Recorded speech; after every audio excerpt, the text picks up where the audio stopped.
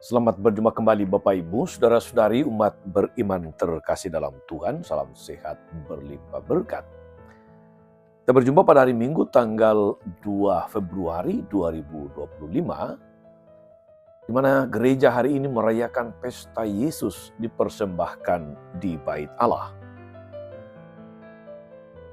Mohon maaf selama seminggu ini renungan harian Katolik Mutiara Pagi itu absen karena kesibukan kami melaksanakan sidang pastoral sampai akhir pekan. Saya Magus CSSR mengajak saudari-saudara merenungkan di Injil Lukas bab 2 ayat 22 sampai 40. Kita dengarkan sabda Tuhan. Dalam nama Bapa dan Putra dan Roh Kudus. Amin. Ketika genap waktunya pentahiran menurut hukum Taurat Musa, Maria dan Yusuf membawa Yesus ke Yerusalem untuk menyerahkannya kepada Tuhan, seperti ada tertulis dalam hukum Tuhan. Semua anak laki-laki sulung harus dikuduskan bagi Allah. Juga mereka datang untuk mempersembahkan korban menurut apa yang difirmankan dalam hukum Tuhan, yaitu sepasang burung tekukur atau 2 ekor anak burung merpati. Waktu itu adalah di Yerusalem seorang bernama Simeon. Ia seorang yang benar dan saleh hidupnya, yang menantikan penghiburan bagi Israel. Roh Kudus ada atasnya, dan kepadanya telah dinyatakan oleh Roh Kudus bahwa ia tidak akan mati sebelum melihat Mesias, yaitu Dia yang diurapi Tuhan. Atas dorongan Roh Kudus, Simeon datang ke Bait Allah.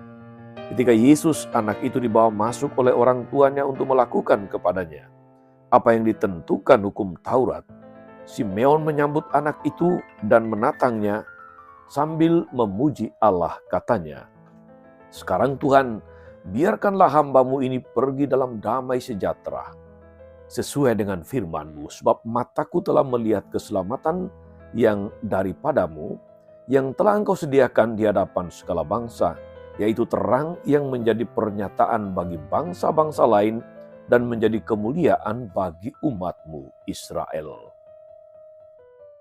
Yusuf dan Maria amat heran akan segala sesuatu yang dikatakan tentang anak itu. Lalu Simeon memberkati mereka dan berkata kepada Maria, ibu anak itu, "Sesungguhnya anak ini ditentukan untuk menjatuhkan atau membangkitkan banyak orang di Israel, dan untuk menjadi suatu tanda yang menimbulkan perbantahan. Dan suatu pedang akan menembus jiwamu sendiri, supaya menjadi nyata pikiran hati banyak orang." Demikianlah sabda Tuhan. Bapak Ibu Saudara-saudari umat beriman terkasih dalam Tuhan kita Yesus Kristus. Kita merayakan pesta Yesus dipersembahkan di Bait Allah persis 40 hari setelah Hari Raya Natal. Apa yang terjadi dalam pesta ini, saudara-saudari? Tentu saja ada sebuah keluarga Yesus, keluarga Yusuf dan Maria di Nazaret yang datang untuk mempersembahkan Yesus menurut ketentuan hukum Taurat, hukum Musa. Yesus, anak laki sulung, putra Yosef dan Maria, dipersembahkan kepada Allah sesuai hukum Taurat.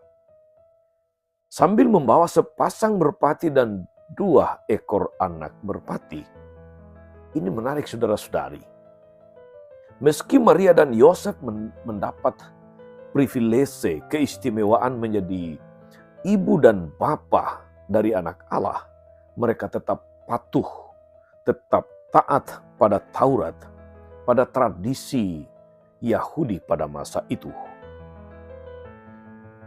Mereka tidak meminta kemudahan, mereka tidak meminta pembebasan dari kewajiban-kewajiban sebagai orang yang hidup dalam budaya, dalam tradisi Yahudi. Nah, pada kesempatan itulah saudara-saudari, Simeon abdi Allah yang sudah lanjut usia, sudah tua renta, Dia menyambut sang anak Allah dan penuh Roh Kudus bernubuat tentang anak itu sebagaimana kita dengarkan dalam Injil tadi. Saudara-saudara, umat beriman yang diberkati Tuhan. Kalau di Manado ada lagu yang syairnya berbunyi sebagai berikut. Siapa bilang lansia tidak berguna? Siapa bilang lansia hanya hiasan? Meskipun tua, tetap diperlukan. Simeon, saudara-saudari, adalah sosok lansia yang berguna. Sosok lansia yang setia dan sungguh menantikan janji Tuhan.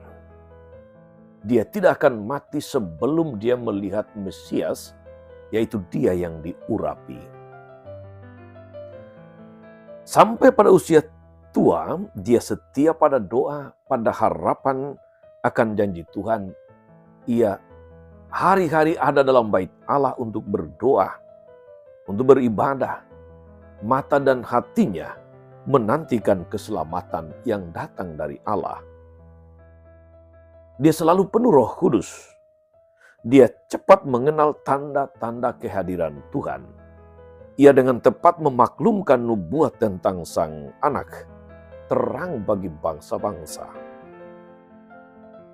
Saudara-saudara, umat beriman terkasih dalam Tuhan, bait Allah adalah rumah Allah, tempat Allah berdiam. Yesus dibawa, dipersembahkan kepada Allah. Di sana, di bait Allah. Simeon hidup sangat dekat pada bait Allah. Di sini Yesus diproklamirkannya sebagai terang bagi bangsa-bangsa. Semoga kita semua saudara-saudari, anak-anak kita, saudara, keluarga, sahabat kita, sampai pada usia tua, sampai pada lansia, opa, oma, akan menjadi orang yang tetap berguna, yang dekat dengan Tuhan, yang tidak jauh dari bait Allah, dan dengan demikian menjadi beka akan kehadiran Tuhan di tengah-tengah kita. Semoga tetap sampai kepada usia tua. Pada lanjut usia, kita tetap dekat pada rumah Allah. Kita tumbuh dalam Roh Kudus dan menjadi terang juga dimanapun kita berada. Saudara-saudara, umat beriman terkasih dalam Tuhan, merayakan Yesus dipersembahkan di bait Allah, itu berarti sekali lagi merayakan perjumpaan antara Yesus dengan orang-orang yang menantikan kedatangannya. Merayakan Yesus dipersembahkan di bait Allah, itu juga berarti merayakan Yesus yang datang menjumpai mereka yang menantikannya. Mereka yang merindukan, yang mengharapkannya. Mereka yang menantikan janji Tuhan. Dan Tuhan tidak ingkar janji. Kehadiran Yesus di tengah dunia, dipersembahkannya dia di bait Allah, telah menunjukkan kepada kita saudara-saudari siapa Yesus. Dia terang bagi bangsa-bangsa. Moga-moga dalam terang Roh Kudus kita semakin juga mengimani sang terang itu sambil berusaha menjadi pembawa terang di tempat di mana kita hidup, dimanapun kita berada, dimanapun kita berkarya. Tuhan Yesus memberkati kita semua. Amin. Tuhan Yesus Kristus, kami bersyukur karena Engkau datang ke tengah dunia sebagai terang bagi bangsa-bangsa, terang yang mengusir kegelapan dunia, terang yang menyelamatkan. Semoga kami sejak muda sampai pada lansia, kami senantiasa bertumbuh di dalam tuntunan Roh Kudus, senantiasa dekat pada bait Allah, dan terus dengan peka menyambut kehadiran-Mu di tengah-tengah kami, sehingga hidup kami senantiasa memuliakan nama-Mu dan menjadi berkat bagi banyak orang. Engkaulah Tuhan dan pengantara kami sepanjang segala masa. Amin. Saudari-saudara sekalian, berkat Allah turun atas saudara-saudari, atas mereka yang kita doakan. Atau kita janjikan doa mereka yang sakit dan menderita, segala rencana, karya, dan pelayanan hari ini, Bapa dan Putra dan Roh Kudus. Amin. Tetap sehat, teruslah menjadi berkat. Jangan lupa like, subscribe, nyalakan lonceng notifikasinya. Salam 52, Tuhan memberkati.